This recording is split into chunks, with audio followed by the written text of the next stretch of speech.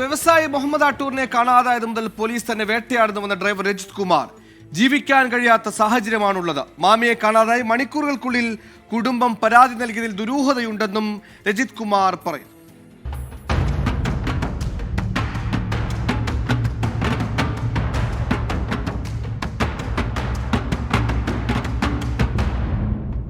മാമി തിരോധാന കേസിൽ നിരന്തരം ചോദ്യം ചെയ്തതിലെ മാനസിക വിഷമമാണ് നാട്ടിൽ നിന്ന് മാറി നിൽക്കാൻ കാരണമായതെന്ന് മാമിയുടെ ഡ്രൈവർ രജിത് കുമാർ. രാവിലെ മുതൽ രാത്രി വരെ ചോദ്യം ചെയ്യുകയാണ്. ജോലിക്ക് പോലും പോകാൻ കഴിയാത്ത സാഹചര്യമാണുള്ളത്. തെറ്റ് ചെയ്തെങ്കിൽ ശിക്ഷിക്കട്ടെയെന്നും രജിത് കുമാർ. ജീവിക്കാൻ പറ്റാത്ത രീതിയിലുള്ള ഒരു സാഹചര്യം വന്നത് ഞങ്ങൾക്ക് പിന്നെ അതല്ല നിവർത്തിയിട്ടില്ല.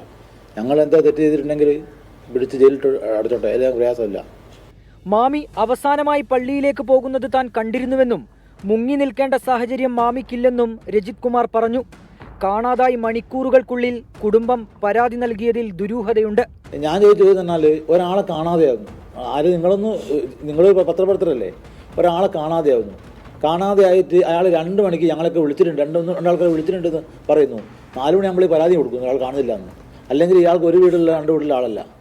കേസിൽ ചോദ്യം ചെയ്യലിന് ഹാജരാകാൻ ആവശ്യപ്പെട്ട് ക്രൈംബ്രാഞ്ച് വീണ്ടും നോട്ടീസ് നൽകിയതിന് പിന്നാലെയാണ് ഡ്രൈവർ രജിത് കുമാറിനെയും ഭാര്യയെയും കാണാതായത്. ഇരുവരെയും പിന്നീട് ഗുരുവായൂരിൽ നിന്ന് കണ്ടെത്തുകയായിരുന്നു. 24 കോഴിക്കോട്.